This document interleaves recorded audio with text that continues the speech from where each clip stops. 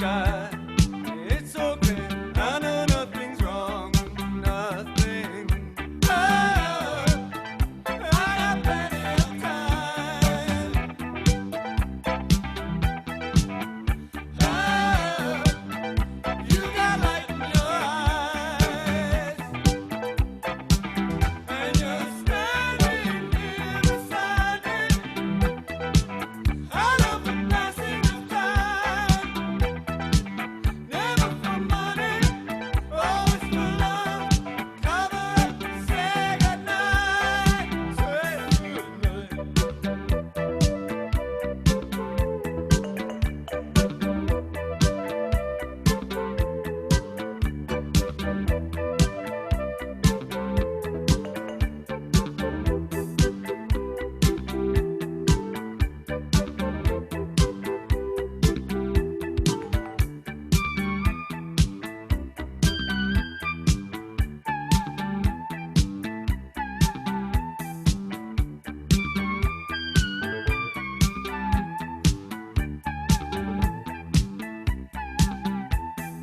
Home is where I want to be, but I guess I'm already there.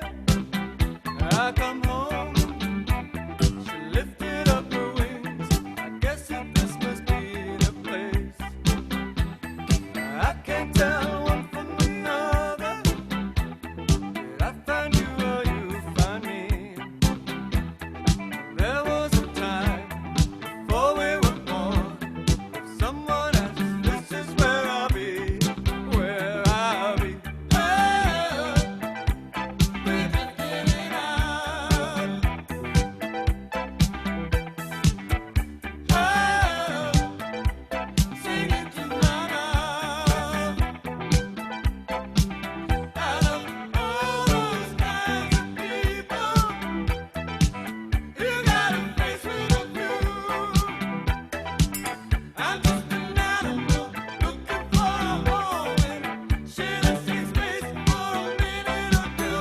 And you love me till my heart stops, love me till I'm dead. I said light up, I said through you, cover up the blank spots, hit me on the head. I got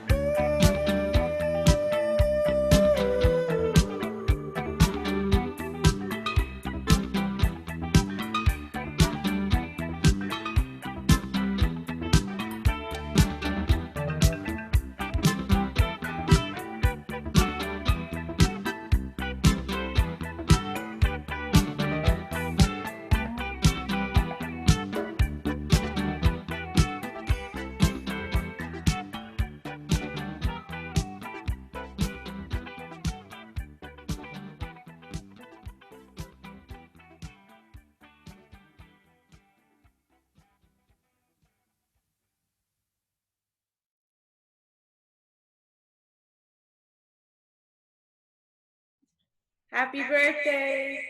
Happy birthday, Tommy. Thank you all for coming. Thank you all for being here in spirit as we celebrate our beloved family and friend, Tom Soter. Let's check in next year. Hope that we get to see all of you in the flesh sometime soon. Be well.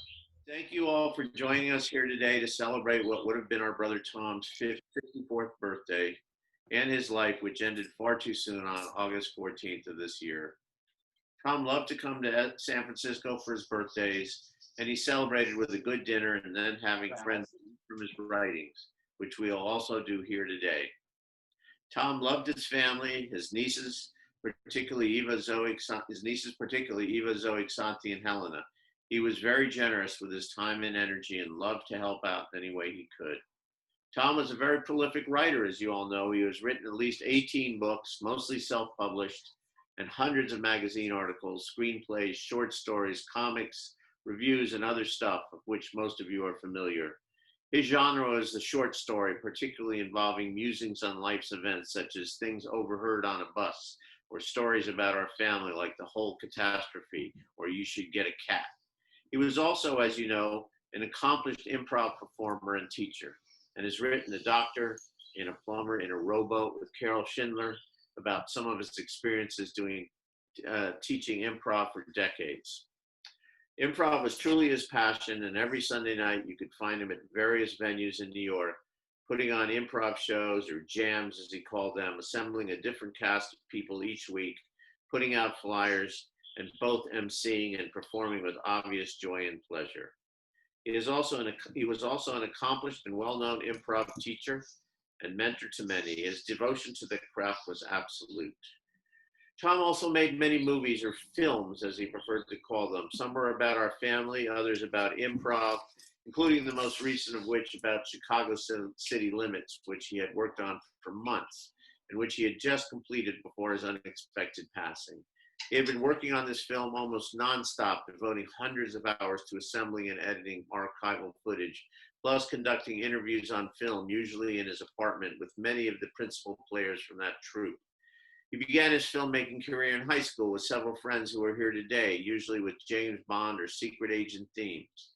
You can see links to his films, books, and articles on his webpage, tomsoter.com. This marvelous journey was about the Soter family. Tom, or Tommy, as he was known to his family since he was very little, was the most creative person I have ever known. Even when he was very young, he was writing comic books, short stories, and making movies. He would sell his comics to our parents' friends when they came over to 404 Riverside for one of Effie and George's famous dinner parties. He even signed people up for subscriptions and had a Xerox machine in his bedroom. This when he was all of 10 years old.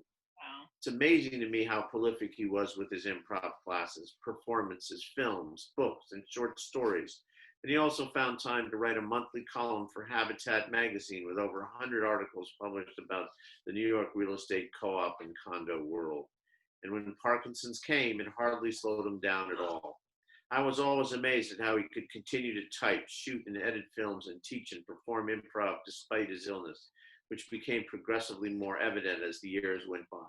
If anything, he did more, perhaps just to show that nothing could stop him from creating.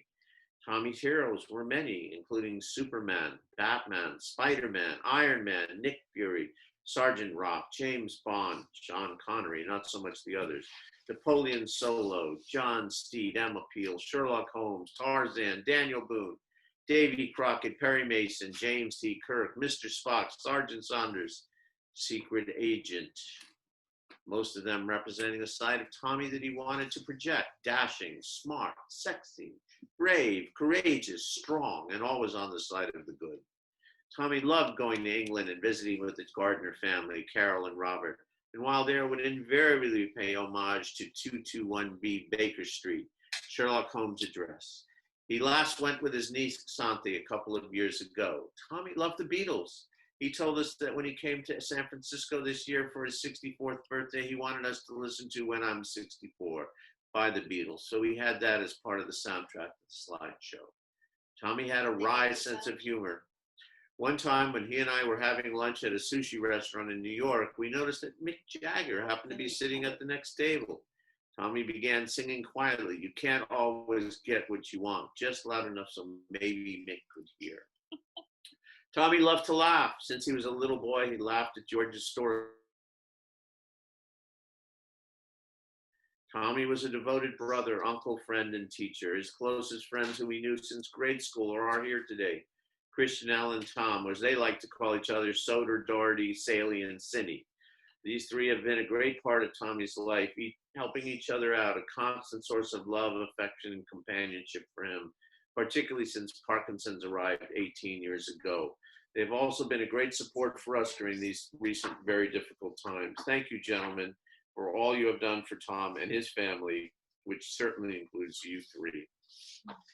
Tommy never wanted the disease to define or control him, and to that end, he continued to work as hard as he could, doing his improv classes and shows, Habitat magazine, making films, and finding time to write books.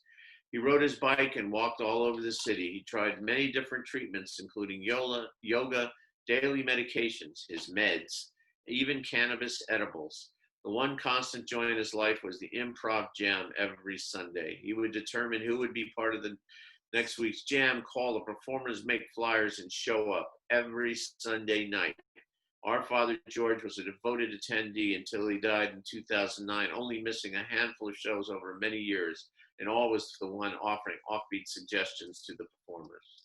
When Tommy's affliction became so noticeable on stage that it could not be ignored, he almost proudly started every show by announcing the names of the cast and himself, and then stating that this show was the only one in New York with an MC who has Parkinson's.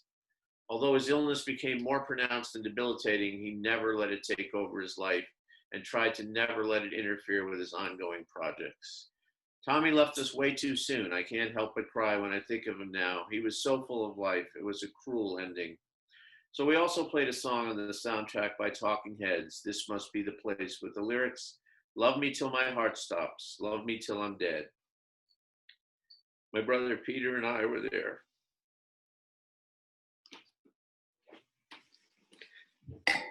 Sorry.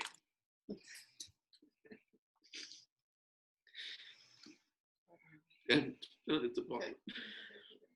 My brother Peter and I were there, and Dora was on the phone on his chest when his heart actually stopped forever at 1007 on August 14th. Tommy, we love you, even after your heart stopped, even after you're dead. We love you forever, my brother. We miss you so much. Happy birthday. Thank you to Zoe for helping greatly with the slideshow and music, Dora for always being there, Eva and Amelia for putting this together with Peter's help. And I thank each of you for coming today to celebrate the life of Brother Tom. Bendición. Another toast. Yes.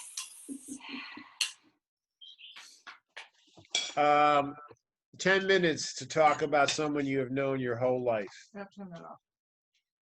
Since this is a celebration of Tom's life, I would like to say a few things of my favorite things about his life and what he means to me. First thing I would say, thank you, Tommy. Thank you for all that you are. I shared your room growing up until you left, and it was always your room. That's when I first saw the universe, through your likes. You taught me so much, how to be and how not to be. The quirkiness, the obsessiveness, the laughter, the memories, the stories, the teaching, the sharing, the giving, the caring. Your stubbornness, your eccentric behavior, your ability to finish things, articles, books, movies, projects. 25 years of Sunday Night Improv. Your love of family, brothers, sisters, nieces, cousins, friends, long time and new. Neighbors, new students, the Arc of the Life guys, and all the improv friends. Thank you for all of that, and thank you for improv, Bond, Marvel Comics, the Avengers, especially Diana Rigg, The Prisoner and Patrick McGowan, Star Trek in all its versions, Sherlock Holmes books, Basil Rathbone movies, Laurel and Hardy, Tarzan, Perry Mason books, Raymond Burr TV show, Man from U.N.C.L.E., not Mission Impossible, Daniel Boone, not Bonanza. Tommy liked what he liked. Clint Eastwood movies, spaghetti westerns, samurai movies, British humor. He loved going to London. He was not a Disney guy. He loved a good whodunit. Romantic comedies from the 40s and 50s. He loved going to see Nick and Dora, Eva and Zoe and Callie, reading his books, going out to something that Dora set up. He came to my home for Christmas with Amelia, Santi, and Helena. Always very appreciative of Amelia's meal, bringing us movies and ice cream. He loved ice cream. Tommy liked what he liked. Did I say that already? He let you know when he had no interest or did not like something. But I digress. It's his birthday, and I want to talk about what he meant to me. I only have 10 minutes. Anything with Sean Connery.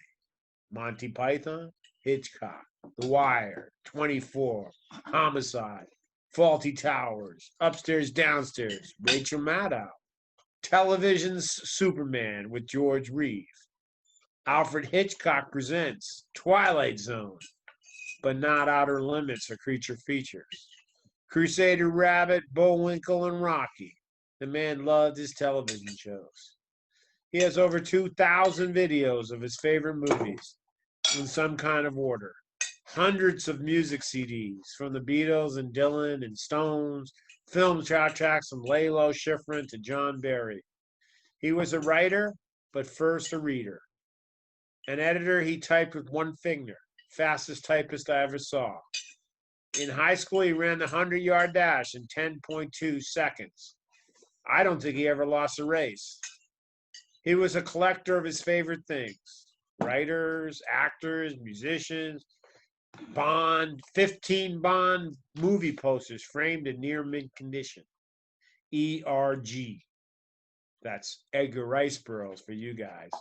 He had over 100 different titles by the man, mostly collectible first editions. Arthur Conan Doyle, Orwell, Anthony Trollope, Charles Dickens, Mark Twain, Graham Greene, John Christopher, Earl Stanley Gardner, the writer of Perry Mason. Thank you, Tommy, for turning me on to Van Morrison, turning me on to John Lennon's solo career, and getting more CDs and movies than I could hear or see in 2 lifetimes. Thank you for taking me to the movies, for listening, for advice, for wise counsel, for remembering the Soter family, keeping the memory of George and Effie, 404, Greek Island, the dinner parties, the birthdays. Your recall of George's stories or memories of Effie will be missed. Through your movies, your written stories, for keeping the photos and hanging on to all that stuff. Thank you for liking all these things and making me appreciate them. From rice pudding to sushi to Chinese food to spaghetti to Cheerios and hamburgers. He liked a good milkshake, but was not a big drinker. He liked and did what he wanted. I miss calling you up when any of these things I just talked about was in the news, which is often. I miss hearing you complain about some injustice or some scam. I miss you losing something and then finding it. I miss you calling me up asking me I'd finished your newest book and me saying, Tom, you gave it to me last night. And you saying, well, I thought you would read it before you went to bed.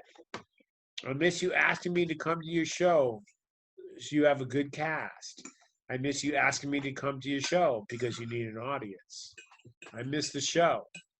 Most of all, I miss you, my brother. Thank you. Okay. Thank you, Pete. Thanks for sharing again. Smitty. Robert. Yeah. Am I up? Don't you, TT, don't you start calling me Robert. That doesn't work. Sorry, just your father. Hello. I'm gonna give away the fact that this is a reshoot, first of all, because I think it's hysterical that one of you is going to be sitting in front of the computer trying to edit this, just like Tom. Oh yeah, oh yeah. Somebody better do it. Oh God. All right, so I wrote something that went onto the memorial page that Alan put together. Thank you, Alan. That was nice. For a period of time in my childhood, Tommy's imagination helped me to define my own. He's still alive with me today. There's a lot to be said about his wonderful family, his incredible home, the warm, entertaining, and well-attended celebrations with all the Soters, their family, and their friends at 404. But my deepest and fondest memories of Tommy are of our early childhood, a time when it seems in my recollection that the adults were mostly absent. And that's mostly because they were. When we were maybe 4 to 9 years old, our moms, Effie, Irma, Bunny, and Denise, brought their kids to the little playground on Riverside Drive on 112th Street every day. They smoked and they did whatever they do while we fell into our own worlds of make-believe. A lot of it was driven by Tommy. We bought our G.I. Joes at Corvettes, and we named them. There was Sam Rock Soter and Jim Smith and Samuel Meltzer. We added magic marker beards to make them seem more battle-hardened. They had adventures as they fought the Nazis and sometimes came to untimely ends because death could happen in today's episode and tomorrow they would fight again. The introduction of talking GI Joes with pull strings and canned dialogue wasn't very interesting to us because it limited their roles. Hit the dirt and move out only get you so far.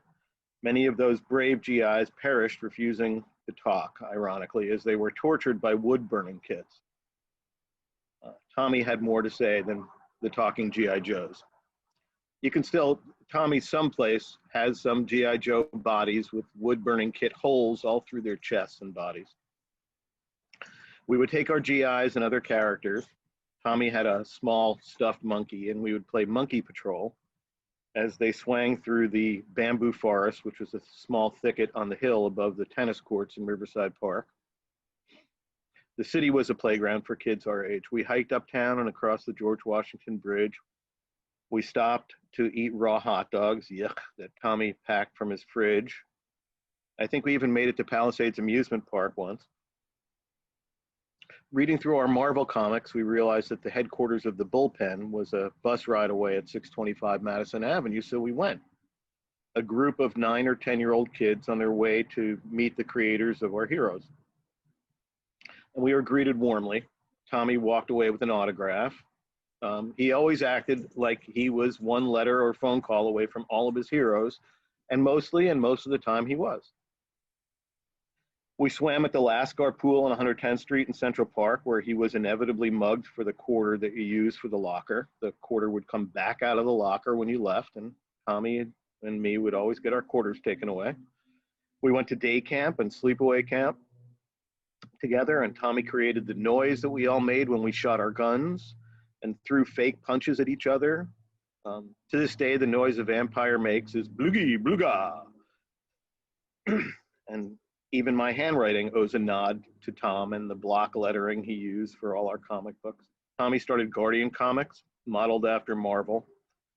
A couple of years ago, he gave me the original artwork for the Incredible Sergeant Pebble, Volume 1, Number 2 from 1968, which he kept in a file for 5 decades. He sold all of the Guardian comics to the family friends who would frequently be at the Soter's amazing apartment for legendary dinners, lingering over coffee for hours. By coffee time, Tommy was having guests fill out subscription forms to be sure that they never missed an issue. I think he had the first home copy machine that ever existed. In the closet of his room, he saved his worn out, smelly, and holy Keds that were marked in their boxes, their original boxes, as Old Faithful and Old Faithful 1 and Old Faithful 2, and so on. And he surrounded himself with these things. He had binders of correspondence with the Daniel Boone fan club. And just 40 years later, he interviewed Daniel Boone himself, Fess Parker, at his winery in Santa Barbara. He had mail from Earl Stanley Gardner and Patrick McNee and Patrick McGowan. Edgar Rice Burroughs and Sir Arthur Conan Doyle were holdouts because they were dead, and so he couldn't meet them. Because I guess he could meet them now. I don't know. As I got older, I became interested in other things and we grew apart. But even then, he always invited me into his imagination. Over the years, I went to some of the improv shows and was reintroduced to the unique way that his mind worked. I saw in those shows that he was still giving his imagination away.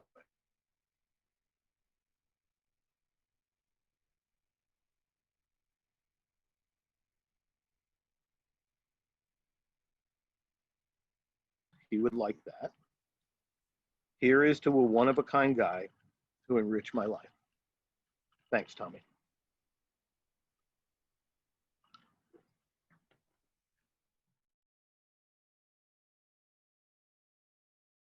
He at that time wore a turtleneck. And he was really trying to be so suave and charming. And I remember him talking to me about Sherlock Holmes, even that far back. And I looked for the quote because I always sort of remembered it, but it was, "There's nothing more deceptive than an obvious fact." And for me, I've worked in psychology for 40 years. It intrigued me so much about his presentation, and that this is what he came to offer me. Little did I know that within a few months, we were going to be brother and sister forever. Eva was born the next year, 1981, and that's also the year that Tommy reminds me, that's also the year he wrote his first book. So just a memory I wanted to throw in while Alan's trying to get on. Well, I'm ready, but I want to tell one more anecdote, which is Soter could run like the wind, right? I mean, he could run flat out. He was so fast. And he did run, I did see him lose one race. Thing is that Soter was a terrific runner, but he couldn't care less about being an athlete or competing. So the coach in 11th grade Soter said to him, look, coach, I'm only going to go on the field trips and going to go run at Fieldston and this and that if Saley comes along, because I need somebody to talk to. So the coach begged me. He said, listen, Alan, you've got to come out for the team, because otherwise we're going to win a lot of medals if Tom is on the team, but he doesn't care about it, except you need to be there because he needs to, shoot the shit with you between the meets and this and that. So I said, okay. So they put me in the mile relay, which was terrible. I hated it. But Tom, he just would shoot off of those, what do they call them when you're on the ground? Anyway, when you shoot off in track, you brace yourself. You get off the blocks. The blocks. That's right. The blocks. And I remember this one race. They told Soter he used to run 100 yards, and I think he did actually run that in 10-2, which is, wow, fast. Anyway, he ran the 400, and the coach told him to sprint the whole way. So race starts, 400 yard. Soter is in the lead. He just, it's like watching, the Olympics, right? He's just running ahead of everybody, just breaching the wall there. All of a sudden, about 20 yards from the finish, boom, he goes down like a shot, just boom. And he told me after it, we used to listen to this Bill Cosby record, rigor mortis sets in, at some point.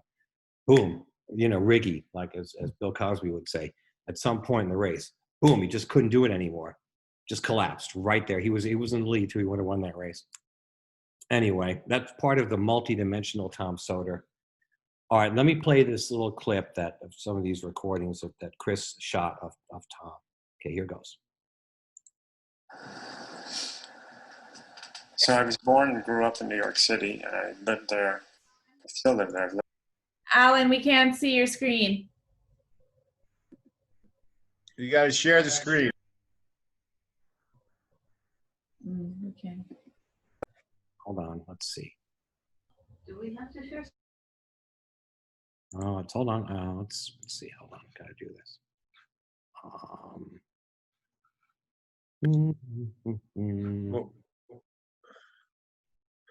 While he's getting that together, I'll tell you one quick story. While Tommy was in the hospital dying, I was in there visiting him one day in the hospital, and somebody in the elevator came up to me and said, hey, it's a good kid I grew up with in the neighborhood. And I said, hey, Roger, how you doing, dude? He said, yo, P, what are you doing here? I said, well, my brother's upset. He said, your brother, what's up? I said, well, he's not doing well. He's up in ICU. He said, oh, shit, let's go up there and see him, man. I said, all right, Roger. He worked there. So we went up there. He said, yo, which brother is this, man? And I said, it's my brother, Tom. He said, you mean the fast one?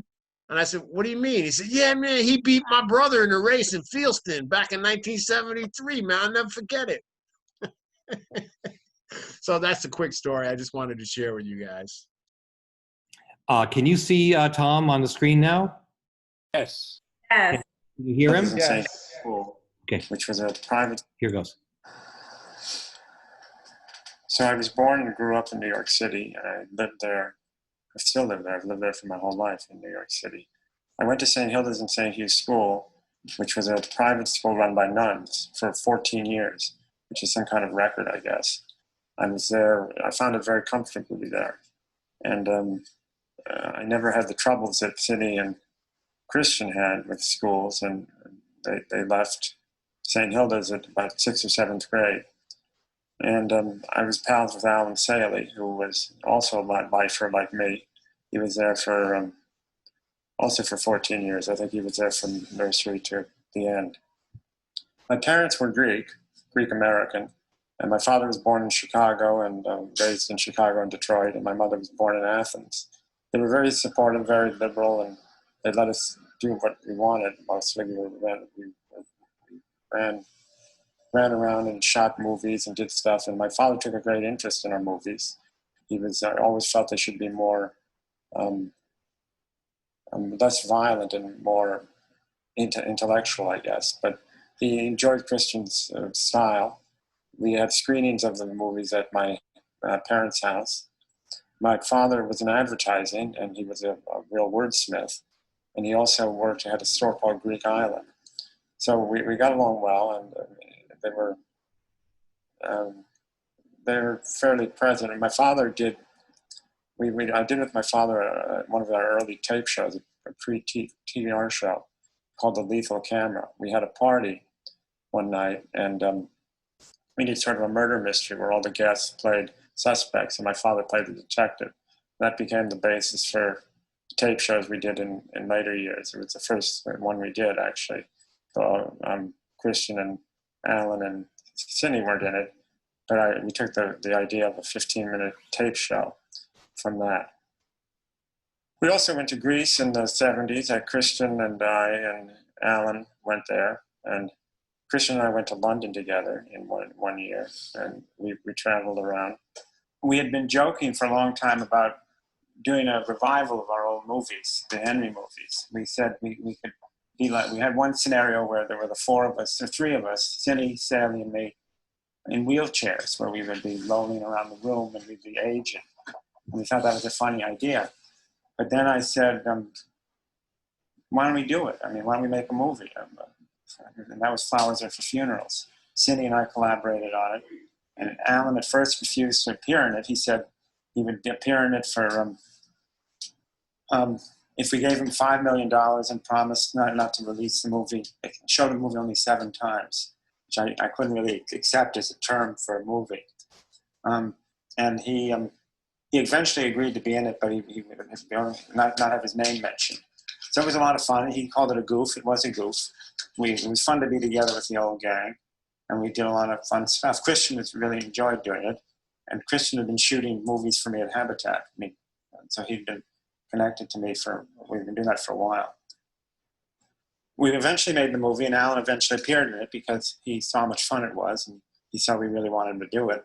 And he was great. Everyone was great. It was a fun movie to do. I always like to call Cindy, Sally, and Doherty the friends of my youth, the steadfast friends of my youth, and the faithful friends in my old age. And they'll always be there for me, I think. And they'll be there. I'll be there for them.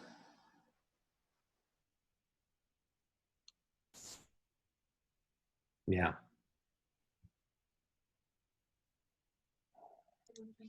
All right. Well, thank you, Alan.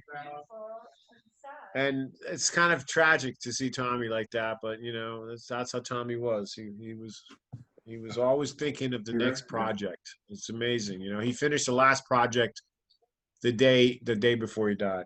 So, okay, we're moving on into the next thing. It's now 8:08, and it's Tom Sinclair. You're going to read from one of Tom Soter's things. All right, Tom? Are you here, Cindy? Yeah, I am. Am I unmuted? Can you guys hear me? We can hear you. Unmute. Oh, good. Okay. Fantastic.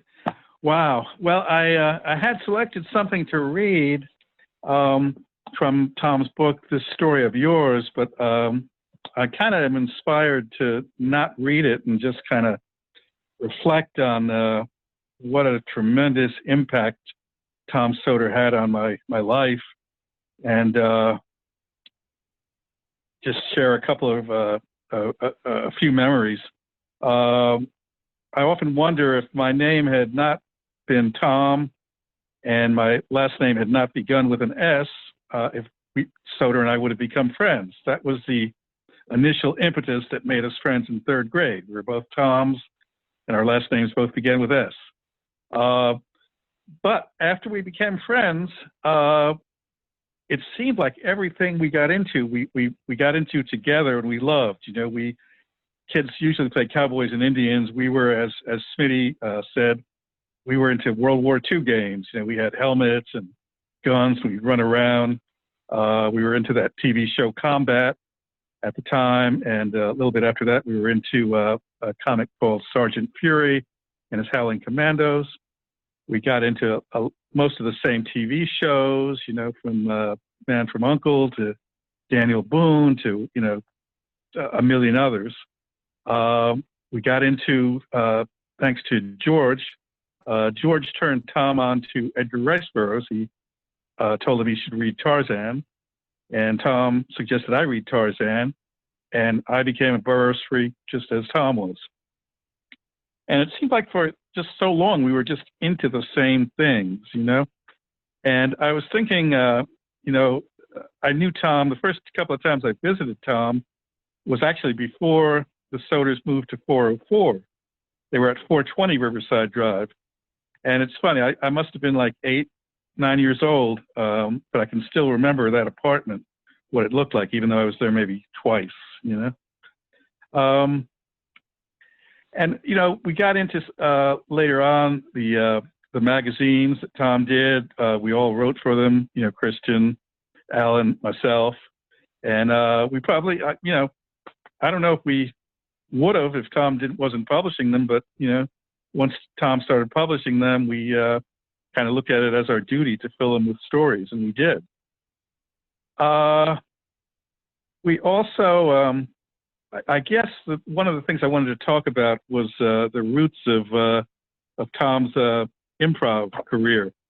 And I feel like I was there at the beginning because from a very young age, like 10, 11, we started doing these tape recorded shows, you know, and we did about a ton of them. They're really bizarre. They're actually up online now on a site called elysianfields.us. It's a very interesting site. And the funny thing about these shows was, unlike the films and the magazines, we didn't really promote them to anybody. You know, we just did them for ourselves. You know, we did these tape recorded shows, you know, dozens of them, possibly hundreds of them. And we just kind of never played them for anybody else. It was just like Soter and I did shows that I don't think even Alan and Christian did. Soter did shows with Christian that I didn't hear, and so forth and so on. It's something I think it's there to be investigated if anyone is brave enough. And what I wanted to say about those shows was I think, you know, looking back, I had some of the best times of my life in Soter's room putting together these tape recorded shows, you know. And I remember the room, you know, Peter was on one side, Tom was on the other side, and Nick was next door. And I just remember that 404 apartment so well. I remember about the first time I was there being like stunned by it because it was the largest apartment I'd ever been in, you know. And kind of makes me sad sometimes that it's not there, you know, because I see it in my mind's eye as it was. But man, you know, Tom had such an impact on my life. I became a writer in later years, a professional writer, and purely because of you know, Tom Soter's influence. You know, the other thing was that, you know, I'm gonna miss the dude. I really am.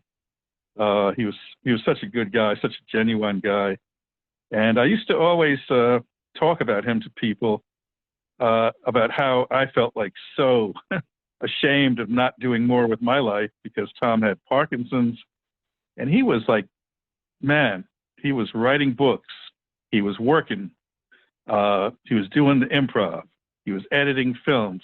I mean, it was like this guy was living, you know, 5 or 6 lives, doing enough for 5 or 6 different people. who's an amazing guy.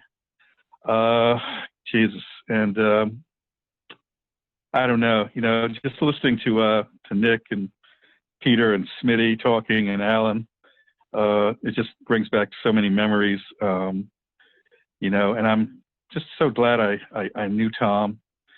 So sorry he's gone, but I'm just happy that family, Nick, Pete, you guys put this together. Thank you so much. And that's it. Thank you, Tom. Man, that's, you're bringing it right into the moment.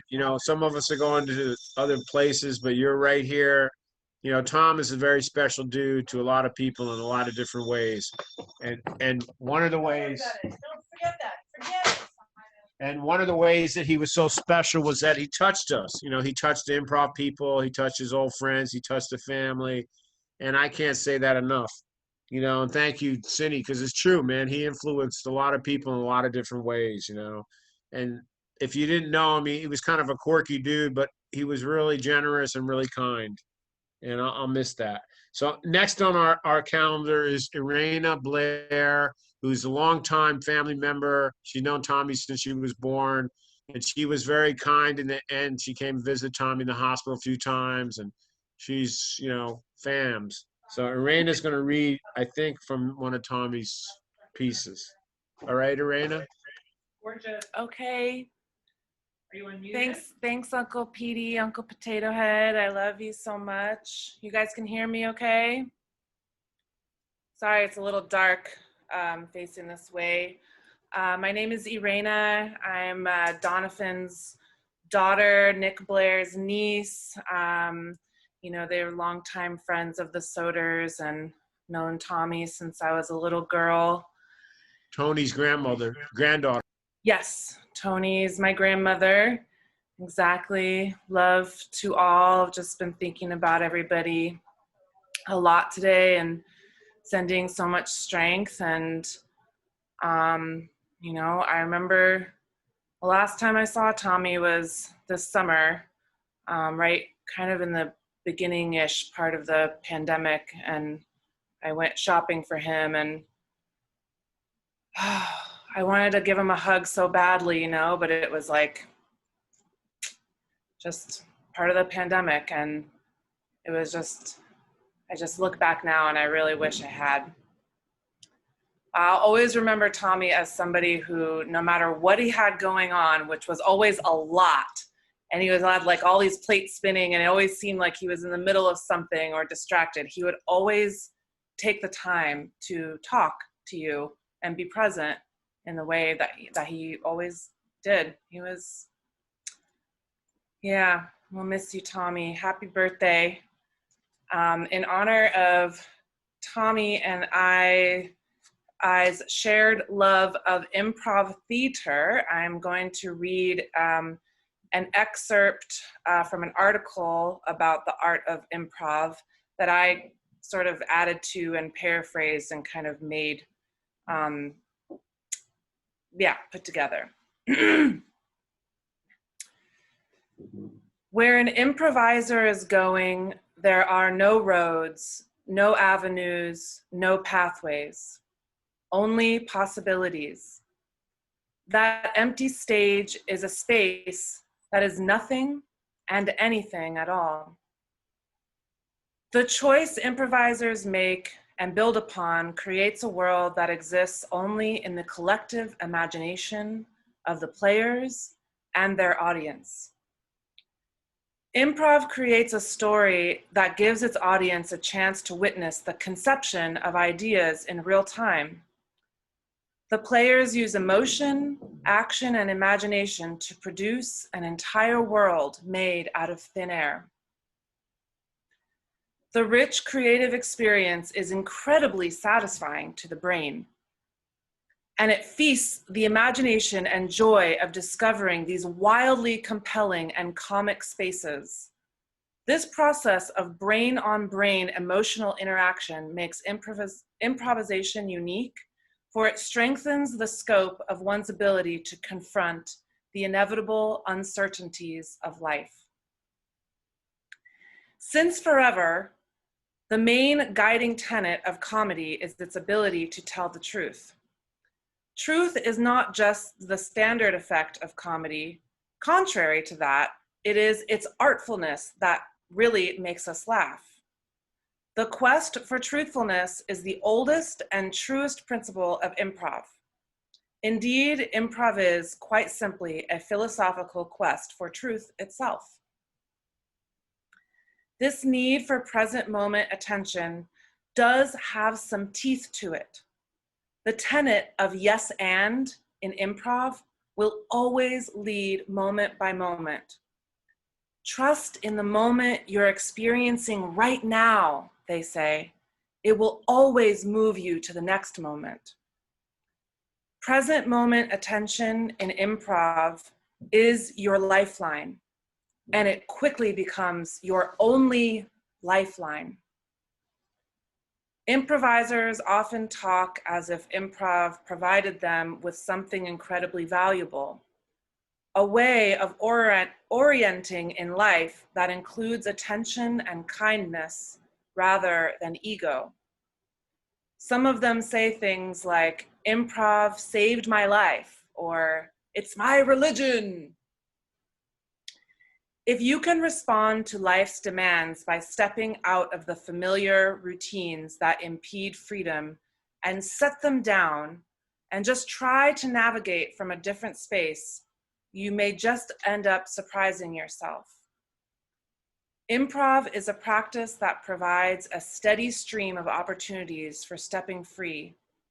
There are real glimmers of a divine-like calmness that one can feel in the rare moments when one is in true improv. In these moments, there's a hint of salt in the air, a throbbing in the heart, a buoyant grinning. It is an observable tang of personal and conscious freedom that is unlikely to be found anywhere else in the world. To Tommy, my Uncle Tommy, I love you so much. May you rest in power. Thank you, Raina. We're still rolling here. I know, Eva. I'm keeping it close. I'm not going to say much more. But Timmy Wolf. Now, Tim is an old buddy of ours. We've known him since we were kids. He was the one who trained Charlie to pee in our hallway. But I just want to give that introduction. Thank you, Tim, so much for that. But Tim, here you go, buddy. Peter, as you know, that summer that we took over at 404 apartment, it was a challenge with Charlie.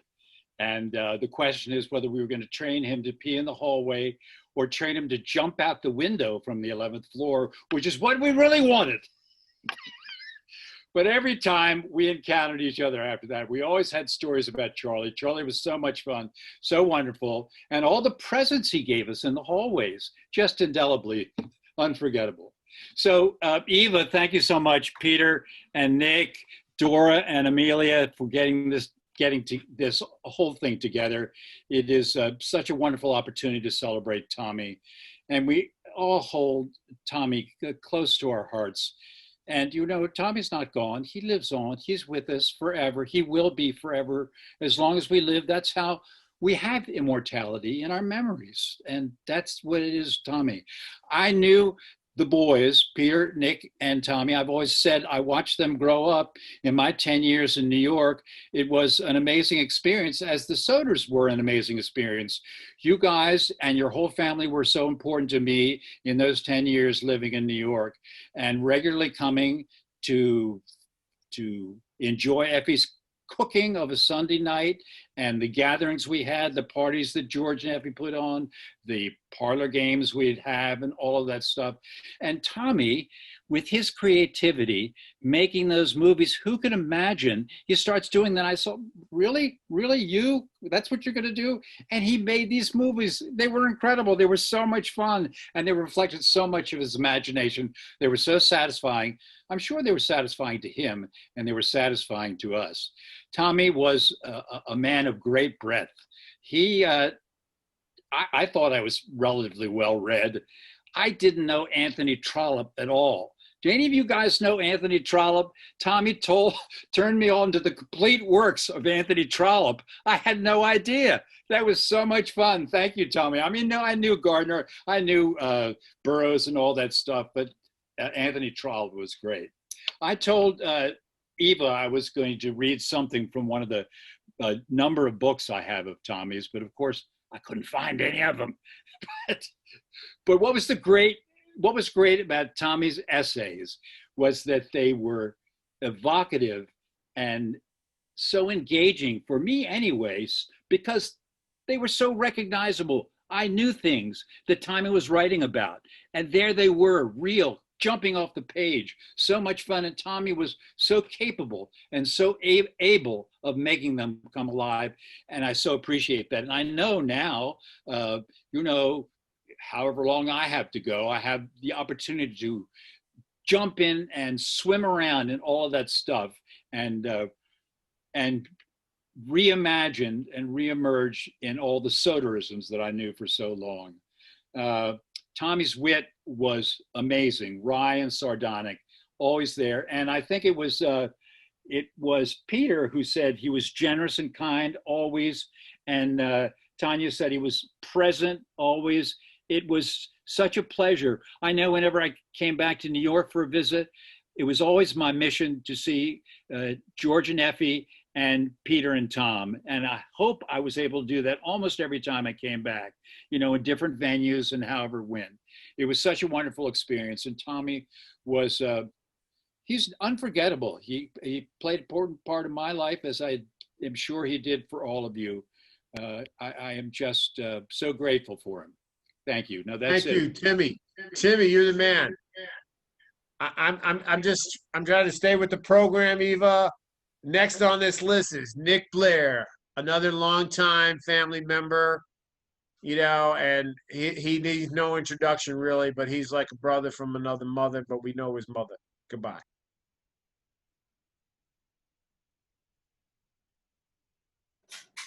Hi, Pete. Thanks so much for doing this, and everybody for telling these wonderful stories about Tom. Growing up, I was not that close to Tom, although I was incredibly close to Nick. And of course, saw Pete as a little shaver running around. I think in the beginning, I was just an annoyance to Tom because I was the guy that went in and would raid Effie's risogalo rice pudding that Tommy was counting on for the rest of the week and eat 2 or 3 at 1 o'clock in the morning, finding them absolutely delicious, or perhaps perusing one of his comics that were in plastic in the hallway, which I only did one time until I was seriously reprimanded for pulling one out. I think he had to run to the store and buy another one if he could to replace it. But it's really great to hear these stories. And I lived in Tom's neighborhood now, and of course, growing up in this neighborhood, it's like a little town, and just bumping into him in the street, of course, bumping into Pete, just Tommy was only a couple blocks away, but he was always so enthusiastic about this project or that project, or giving me a book, or have you read my book, or I got a new movie, there's a film showing, and it's really an inspiration to me and to everybody that he's been here. So I was just going to read a little story by him that's in his book, Stolen Memories. It's, I guess, appropriate because of the day. I know Nick and Pete have actually told me this story from their point of view as well. It's called Leaping Lizards. I always insisted that I hadn't fallen out of bed. I had leaped out.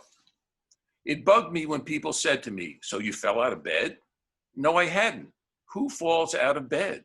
It seems like such a passive, namby-pamby thing to do. I always felt if you're going to get out of bed in the middle of the night, do it in a big way. Don't fall, leap.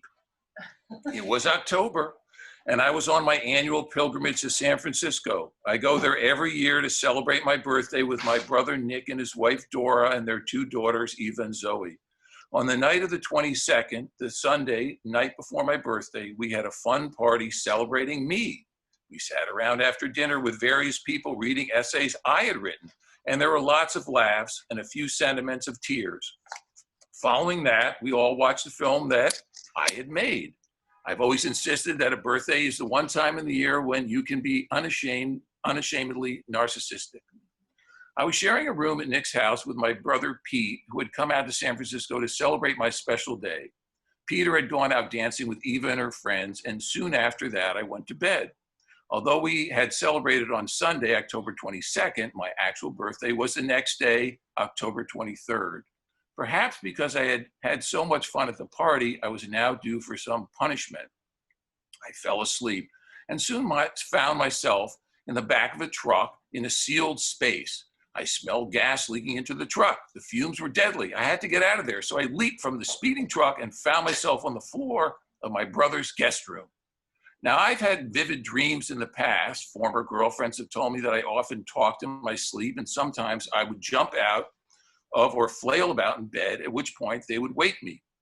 My most recent girlfriend, Christine, who had lived with me for 12 years, told me that I had said some very interesting things when I slept, and that she often talked with me, although I have no memory of those conversations. Then she saw a news report about someone in Australia who talked in his sleep and who gained fame and apparently some money when his wife recorded his sleep talk and they put it into a best-selling book. She wanted to try that with me. It all seemed a little nutty, but Christine was always hoping for a get-rich-quick scheme. That's another story, however. As I lay there dazed and confused on the floor, I touched my head. It felt wet. What happened to the truck? I soon realized I had been dreaming, and after turning on the lamp, I saw two things. My brother was fast asleep, and my head was bleeding. I was later scolded by friends and family who told me that the sensible thing would have been to have awakened someone and have him or her look at my wound. I couldn't see it, and go with me to the emergency room if necessary. It was about 1:30 in the morning, however, and I didn't want to wake anyone up, so I took a towel from the bathroom, wrapped it around my head, and fell back into a thankfully dreamless sleep. I woke up at 7 before everyone else, and when Nick got up, I told him I had experienced an accident the night before and asked him if he could examine my head. He was groggy, on his way to his morning ritual of a shower and then breakfast, and only gave it a cursory glance. "Looks okay to me," he said. "You've got a lot of matted hair." When Dora got up soon after that, she cleared some of the blood away and saw what appeared to be a big gash. I think we should go to an urgent care center and have this looked at, she said, adding that I should have woken them up when the accident happened. In any event, the incident became the big event of the morning. Peter wondered why he had never heard me fall out of the bed. "Maybe because I didn't fall, I jumped," I said peevishly and somewhat illogically, but he ignored me as he called my insurance carrier and a nearby urgent care center to find out what I should do. The rest of this bloody tale is fairly routine. Nick, Dora, and Peter stayed with me at the urgent care center. I must have waited for at least an hour and a half in the waiting room before they moved me into the examining room, where I lay stretched out on a cold metal table for an hour or so. Various people would come in, stand over me, and ask, "So how'd you fall out of your bed?" My head would throb then, and I didn't know whether that was caused by my wound or my irritation at the falling out of bed question. "Who falls out of bed?" I would say with irritation. I certainly didn't. I leaped out of bed. But no one seemed to care about such distinctions, fall or leap. The facts were the same. The doctor examined my head and decreed that I would need to have 21 staples, not stitches, but big metal staples in my head that would be put into place by a big staple gun. Kerplunk went the gun in what had to have been my weirdest experience in a series of weird experiences. I was beginning to feel more and more like a fool. Jump or fall? Who does this to himself? I wore a baseball cap to cover the staples.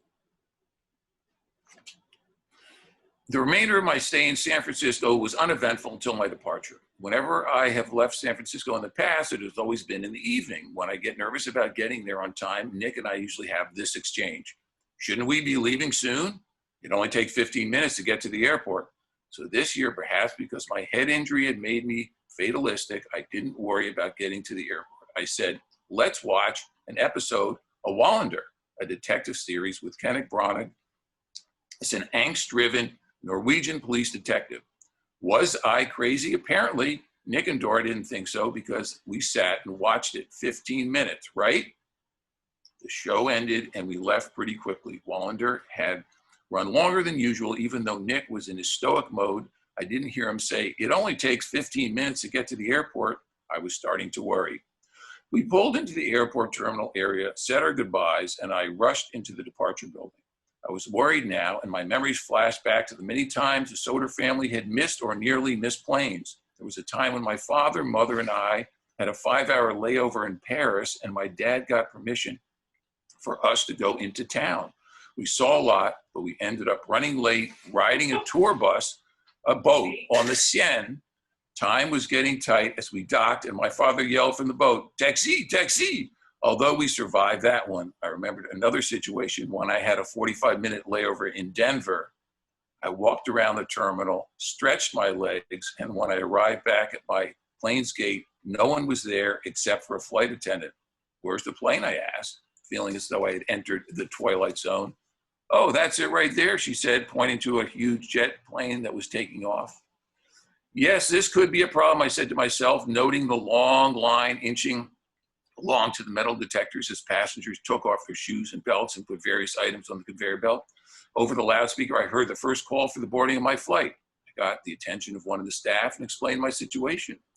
He looked at my ticket and moved me up as far as he was able. I was at the metal detector. I walked through it. The alarm went off. "Do you have any metal on you?" the security officer asked. I took off my hat and pointed to my head. "I've got staples in my head," I said. "Gee, does that hurt?" he asked.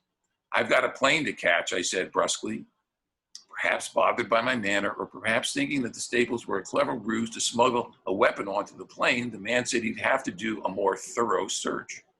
Did I want to go into a room for privacy? No, I said. "Do it here." He pulled the back of my pants out and looked at my butt and then patted down my body and groin area. Then, feeling sufficiently humiliated, I was cleared to go. I suddenly heard my name on the PA system, a first. "Will Mr. Tom Soter please go to gate 16 immediately? This is your last call for boarding." I got to gate 15 moments later, but where was gate 16? I called out to someone nearby. "Where's gate 16? "Down those stairs." I ran down the stairs and leaped over the last two just as they were closing the gate. "Hold it," I said. "I'm Tom Soter." "Don't trip," said the flight attendant who had watched me leap the final two steps.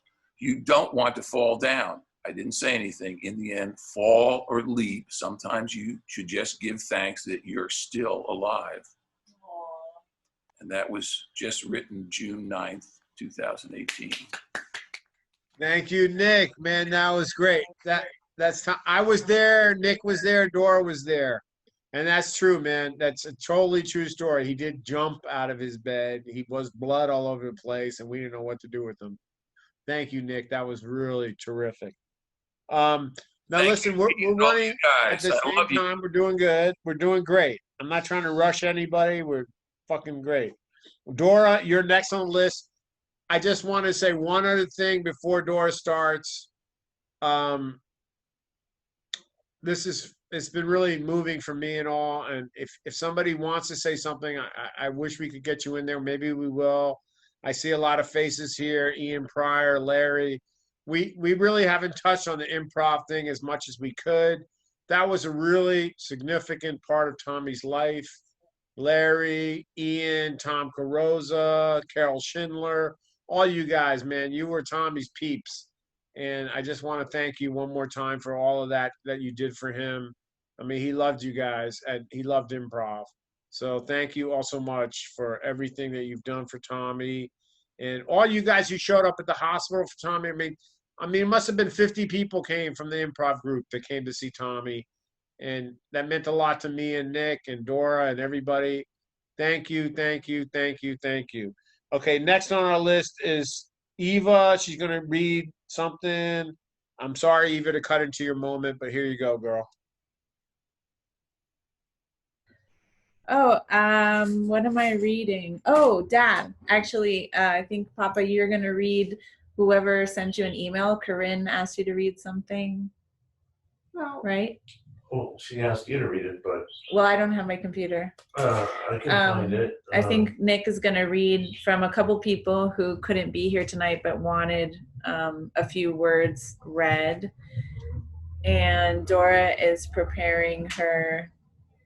In the meantime, Oh, this is what we got. Oh, yeah. Zoe, I wants to say? wanted to just, I was remembering the last few times that I was with my Uncle Tommy, and last summer he came for the film festival. He entered his movie in the Greek Film Festival.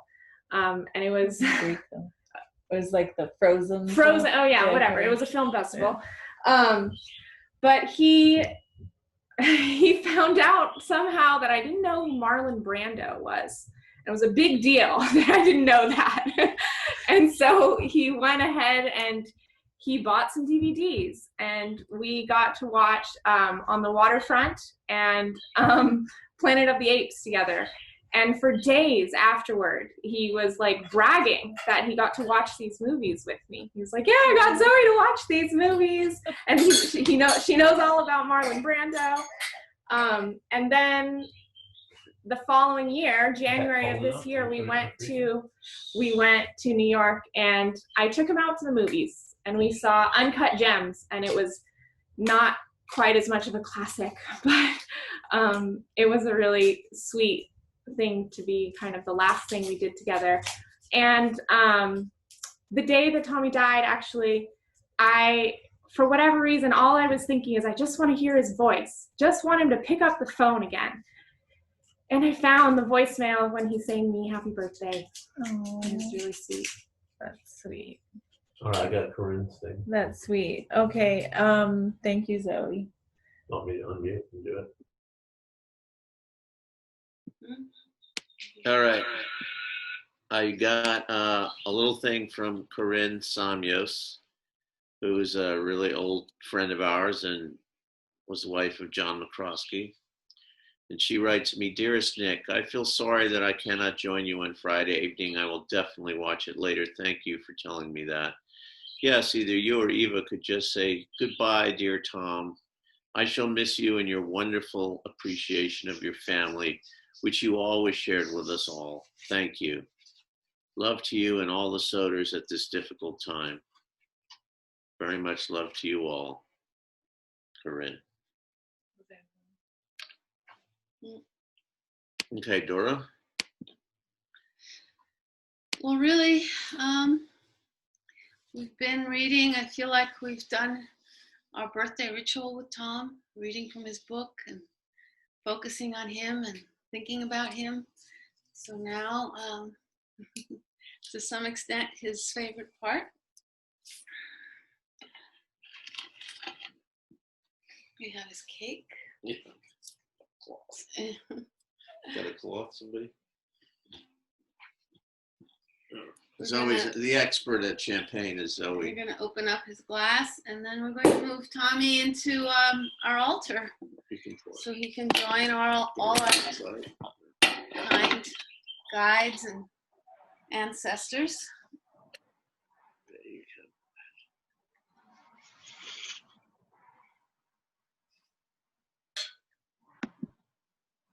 If anyone else has I have something to say. a glass, I was going to say. Oh. I'm not stepping on your not as usual.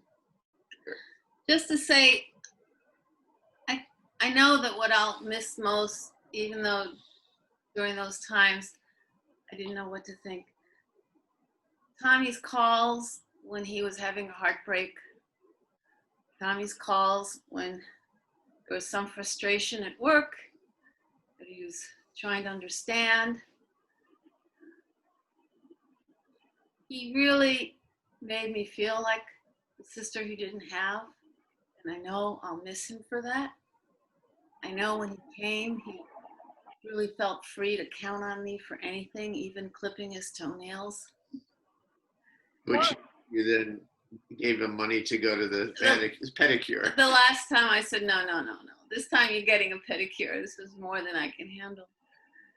And helping him dress during those last few years when he was here, and just how wonderful it felt that he could ask me for anything he wanted, and I would step up when I was able to. So thank you, Tom, for that gift. We raise a glass to you, Tom. Happy birthday. Happy birthday, bro. Happy birthday. Love you. Happy birthday, Tommy. Live long and prosper. And what that Star Trek episode where Spock said, "I fear I will do neither." Well, I don't want to cut it anywhere, but you know, we have a few more minutes. If any of you guys have feel inspired to say something tonight, there's going to be a moment to say something right now. We still got like a 5-minute window that we want to sing a song. A friend of mine is going to sing a song. But I would love if anybody like Larry, I know you're over there lurking. You got something to say.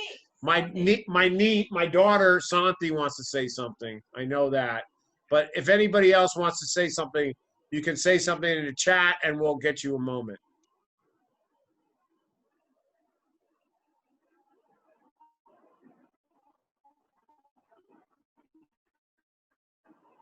This is Vivian. Can I say something?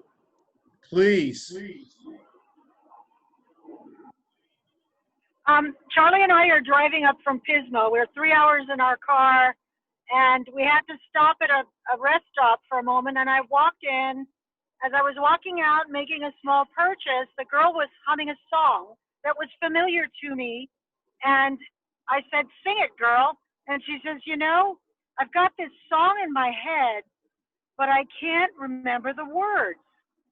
And as I walked out of the store, I stopped and I turned around and went back into the store and said to her, "Finding it hard to believe you're in heaven."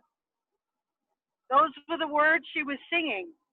And I reflected on the fact that we've been on for some time with all of you talking about Tommy, and that was a message. He's in heaven. He's celebrating with all his heroes and all his parents, his family have gone before. He's in heaven, and he's celebrating his birthday, and that's how I want to remember him. Right. He's chilling with Diana Rigg. All right. Santi, you got something to say? Yeah, I'll pop in quickly. You all, if you don't know me, you all know me. I am Peter and Amelia's daughter, and Tom and Nick's niece. And I wasn't going to say anything. I don't know, putting my words together, and I probably will struggle here now, but listening to everyone's story, I think what was very prevalent to me is, you know, my parents had kids very late in life, and so I'm some of the youngest. Me and my sister are the youngest in this family, and most of the, you know, our relatives and most of the extended family are all significantly older and all, you know, these adults. So I, you know, didn't get to know everyone until, you know, everyone was very old and they were adults. And so everyone's stories are coming back from when you guys were young and when Tommy was a kid and when Tommy was, you know, in his 20s, 30s.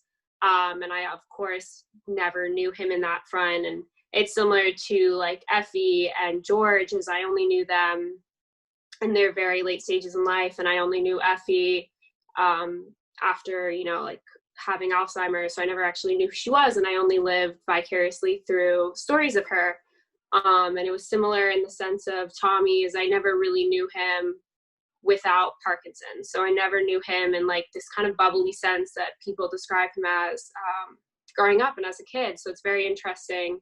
But I also think from, you know, the unique perspective that my sister and I kind of see him as is that most of you saw him before Parkinson's and kind of saw the transition, and it was like upsetting to see that because you remember him as he used to be. And it's kind of hard seeing the drastic difference. But for my sister and I, that's how we ever knew him. And so while obviously it was noticeable, he was still, I don't know, it was bubbly in his own sense. And we knew him in a unique perspective that most of you don't know him as. So like, I guess it's interesting to, you know, throughout all of your stories to hear that. And just a couple pieces is, you know, Tommy was the only relative that was outside of, you know, George and Effie was the only relative that lived here and that I grew up near. all of my mom's side, and Nick and Doran, my cousins, everyone is out around the country. So Tommy was the only one always here, Christmas, birthdays, random dinner times. So he was the closest one I knew in that front. I would see him on these Sundays at his improv. I would see him at a lot of these events. But we also had very special moments of our bond nights with him, or him inviting us over for dinner, or even when my sister was born, I spent the night at his house because everyone was at the hospital. So I think it's I had my own unique moments with him. I got to go to London with him, which was nerve-wracking at first, but I think our relationship really grew and strengthened when we were alone abroad and kind of exploring London together. And one of the quirky things is, or at least, my friends, but definitely my family knows how crazy I am about TV shows. And, the more I looked into his stuff in his apartment, and, there's just so many connections between my love of TV shows and being this nut of having to watch everything start to finish and know everything about the cast members and the quirks about this one season, really stems from Tommy and his nerdy self that he had all the way till the end of his life. And it's, the perspective that I have is interesting, and it's really nice to hear from everyone else's side of view, point of views, and hear your guys' story about him, because it's something that I never got to see. But it's been very nice. Thank you all for talking and sharing. Thank you, my daughter. And we're running low here. I mean, I think, what was that? Larry said if there's time, he'd like to say something. Please, Larry, I want you to say something. All right, can you hear me? Yes, good. I see the thumbs up, which I have been doing, but I have not been looking out for. So I didn't really prepare anything, but I just want to mention that, I met Tom as one of his students, and it became evident early on that family was very, very important to him. And my relationship with him as student teacher went on for a while, and suddenly, kind of without warning, he decided that I was to be invited into the family. And soon after that, very shortly, I started meeting brothers and sisters-in-laws and hundreds of nieces, going out for drinks. I was invited to dinners. I was brought to family events. And Tom had warned me early on that to be part of his family was kind of being brought into the whole catastrophe, as he said it. So on one occasion, he invited me to George's birthday early on, and I said, Tom, I don't really know your family. I don't know, any of the people that are gonna be there. He says, it's fine. You're gonna be great. You gotta sing for George. He likes it when you sing. And I said, okay, what am I singing? He says, I don't know, but make sure it's funny. So that was kind of how I was brought into the family. And I felt very honored to be part of it. And I just want to thank everybody, all his family members, for making me feel a part of it. A couple days before Tom passed, I actually went to visit him in the hospital, but because of all the friends that were there, for some reason, had broken the rules, I wasn't allowed up to see him, so I didn't get to say goodbye. Even though I pled with the security guard and told him that I'd ridden 200 miles from the West Village to the Upper West Side on my bicycle, but he didn't care. And so I was standing outside licking my wounds, and I ran into Peter, and I said, they won't let me up. And Peter looked at me, he said, it's fine. You're here, you got to see us, we got to see you. I think Tom would be happy with that. And that's the way he felt about his family. So thanks for having me, and here's to Tom. Thank you, Larry. Larry is an improv dude. He's very, very talented. And Ian Pryor, I know you're sitting over there lurking, you little English dude. You're also very talented. I want you to say one thing. And Carol, I want you to say one thing.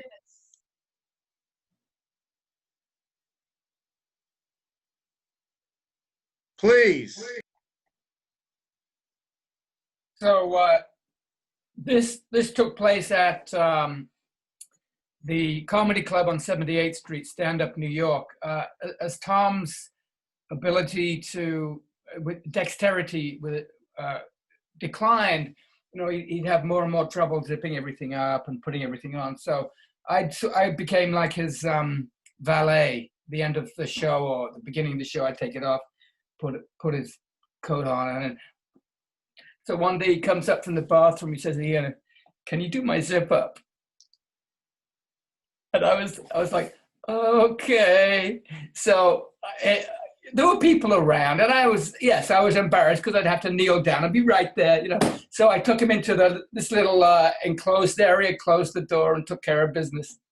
But I can't remember who was saying it, but it was a measure of the trust and intimacy that he kind of bred around him, that he would ask me to do that. It was quite, it was weird but touching. Maybe wrong choice of words. Anyway, that's it. Thank you, Ian. I want to get one song in. Carol, you want to say one thing?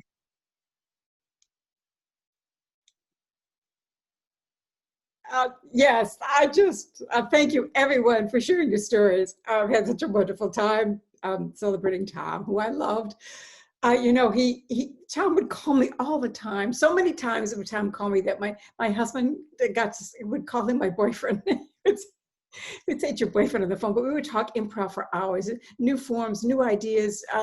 What are we going to do in class? And he would recite scenes line by line. He had an amazing mind, an amazing memory. And there's a hole in my life now. My phone doesn't ring because my phone never rings. Whenever it rang, it was Tom. He's the only person who called me. And I miss him so much. But I so enjoyed tonight listening to all of you share your stories. So thank you all. You brought my heart to life with Tom again. And I appreciate it. That's all. Thanks. All right, thank you, Carol. And we're almost over, but I got one more thing. This is my friend, a dear friend of mine, who's going to sing a song for us to end Tommy's tribute. Thank you so much for coming, everybody. We love you all. There's another tribute for Tommy on the improv. Oh, go ahead, sing. Are you downstairs? Allison Geller.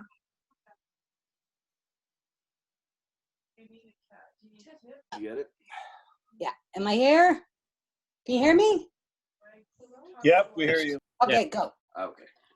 Thank you so much for inviting me, Pete. I loved his classes. I did pop in on a few. He was a terrific teacher. And Tom, happy birthday wherever you are. And this is for you.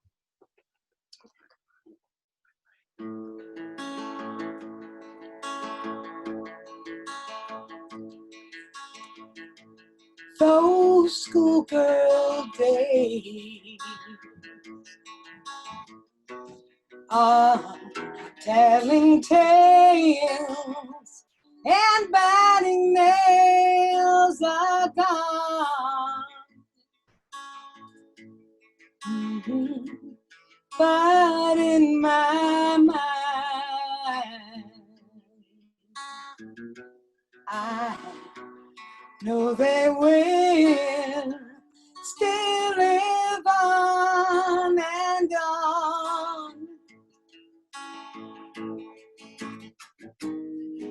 But how do you think someone who has taken you from crayons to perfume, it isn't easy, but I'll try.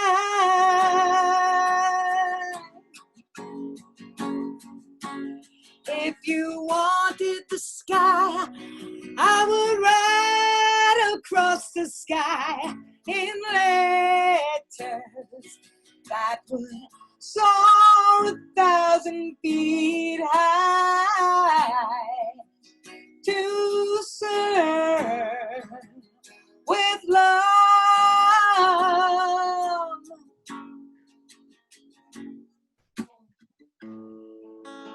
The time has come for closing books and long last looks must saying. Oh, but as we leave, I feel like I am leaving my best friend. A friend who taught me right from wrong and weak from strong. That's a lot to learn. What can I give you in return?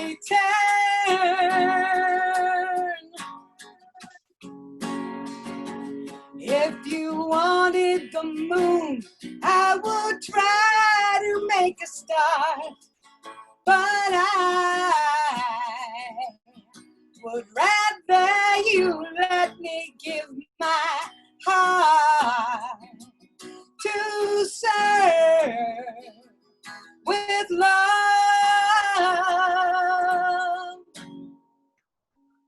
If you wanted the sky, I would ride across the sky in letters that would soar 1,000 feet high to serve with love.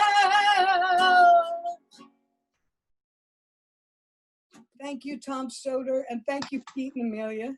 And thank you, Allison. I just want to thank everybody. We seem to have cut in to did it just perfect. Eva, you're the best. Nick, Dora, Thomas, Lina.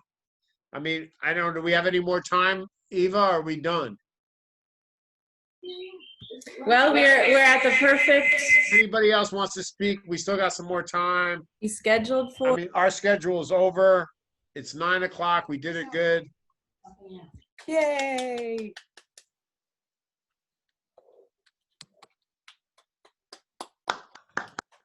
Yay! Thank you so much for coming and sharing with us in celebrating Tommy and in loving Tommy tonight and for all his life. It's very meaningful. Thank you. Thank you all. Thank you, guys. Thank you, everybody. Hey, Joe got me so jumped up. Thank you. We love you. Happy birthday, Tommy. Happy birthday, Tommy. Happy birthday, Tommy. Happy birthday, Tommy. Thank you so much, all you guys. Happy birthday, Tommy. We love you. Happy birthday, Tommy. Happy birthday, Tom. Happy birthday, Tommy. Thank you, Chris. May God bless you. Your angel watch over you, Tommy. I'll see you soon. Oh, one quick note. I just want to say that, you know, you all mean so much to all of us, and thank you so much for everything. What? Sunday improv. Oh, Sunday improv. There's another little memorial for Tom with the improv people on Sunday. I don't have the link right now, but if you go to his website, it will probably tell you the link. You know, that's going to be his improv people, and they're going to be talking about him and remembering him too. If you want to have another blast of Tommy's improv life, you know, he was all about improv, but he was really about family and friends and family and stories. And, you know, all you guys in California, he would have been out there with you today. And, you know, he would have been with you and he would have said, "Oh, England, have you got my book? Oh, Phoenicia, I would like to go to you again. What, how are you Greek? Oh," and then he would have said to Charlie, "How's your daughters?" And he would have been very nice to everybody out in California. He would say, "Where's Smitty? How come he didn't come over to my birthday?" And Smitty would have been like, "What the hell? It's a 3-hour drive and you're da da da da da." And he was like, "Well, I'm only here for 1 minute. You got to come over." And Smitty's like, "I'm on my way. I'll be there at midnight." midnight, I'm gonna be sleeping. All you guys in California, he loved coming out to see you. Linda, I see you over there. Thomas, I see you over there. Cindy, everybody, you know, he loved all you guys. But Tommy was about Tommy, and we all know that. You know, if you could meet him in his world, he was cool. Because he never came over to your world. He never asked you how you were doing. But he loved everybody in his own way. And I love you all in my way. And Nick and Dora and Eva and everybody, we really appreciate being here. Chris, Cindy, Alan, Tanya. Some names I don't even know are here, but I'm glad you're here. And if I knew you, I would call you out. Like this guy, I don't know who David Jewett is, but David, I'm glad you're here. It's Tim, Nina. Here. It's Nina Esposa. And in passing, the only thing I can really, I was looking for many, in all my things, trying to find pictures of Tommy, and I realized, you know, I didn't take a lot of pictures of him in my time with him, but I missed the guy, and he was quite a quirky dude. I put 2 videos on a memorial site. One is walking around his apartment. I did it with Jonathan Sloan. It's really an amazing video. You might want to check it out. And the other one is a little memory about him, my last moment with him. In my last moment with him, he was kind of hallucinating about George and Effie. It's a really cool little moment. But there's 2 on the memorial page. If any of you guys want to put things on the memorial page, you can. Tommy, if anything, was about memories. I'm going to digress for 1 second. One of the things that I really miss about him, but I found annoying at the time, was anything that Tommy talked about had some TV reference. You know, it was like, oh, it reminds me of a Perry Mason. Oh, this is like in the Twilight Zone. Or everything had a TV reference. Most people had other historical references. Tommy's, all his references were TV. So, I mean, that's something I don't know if that was addressed today, but it was one of the annoying things about him, but I kind of miss it. All the annoying things about Tom, I kind of miss now. I really do. How crazy He was a sweetheart. Yeah, we all miss him, Petey. All the best to you and to Nikki. It's a great memorial. Thank you, everyone. Thanks. Thank you, guys. Thank you, Eva. Thank you. Thank you for everything, guys. Hey, Well done. So I'm glad it's recorded. And where's it gonna live, Peter? We'll figure it out. We'll get it to you. Okay, thanks. Thanks. Wonderful, wonderful, wonderfully done. Thank you so much. Thank you, Eva. Thank you, Zoe. Okay, see you guys later. Bye-bye. Great. Thank you, everyone. Bye-bye.